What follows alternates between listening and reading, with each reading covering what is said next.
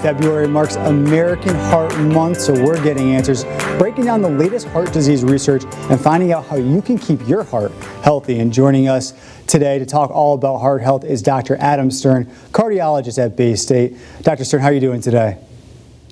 I'm doing well, thank you. All right, so there is a new study in the Journal of American Heart Association, and it found that men who worry more may be at a greater risk for heart disease, stroke, and diabetes when they get older. Why is that, Dr. Stern? You know, I thought that was a really interesting study. I think it showed an association between chronic worrying and higher risk of diabetes and high blood pressure and other high cardiovascular risk. I'm not sure they clearly identified the reasons, but one can speculate that it's probably due to higher level of stress hormones as a result of chronic worrying. So activation of something called the autonomic nervous system, which can increase someone's blood pressure, and probably an elevation of cortisol levels, which can affect our ability to process glucose and lead to higher levels of diabetes. Stress, always never good for you. And there's also been research showing that there's a connection between COVID-19 and heart disease. What is that connection?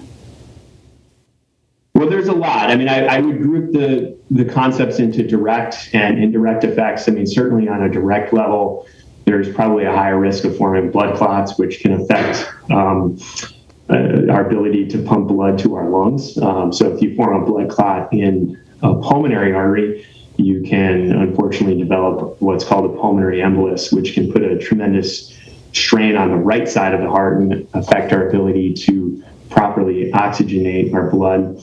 And those same kinds of blood clots are probably more likely to happen in our coronary arteries, the blood arteries directly feeding our heart muscle, leading to higher incidence of heart attack.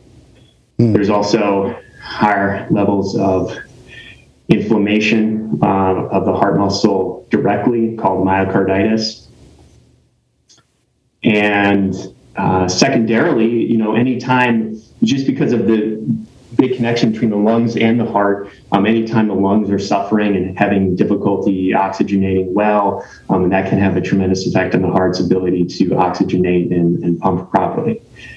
And you know, lastly, I think there's actually system-wide effects too. We don't necessarily think of that as directly affecting the heart, but you know, anytime there's a huge surge in cases like we're facing now with Omicron, not only in Western Mass but across the country, you know, we've really had to reorganize our bed structure at major medical centers, and in effect, probably unfortunately end up delaying certain elective cases, and that can affect not only your ability to maybe get that hip replacement you were waiting for, but probably also the degree to which you get that cardioversion for atrial fibrillation or the left heart cath you may have been waiting for to treat your angina.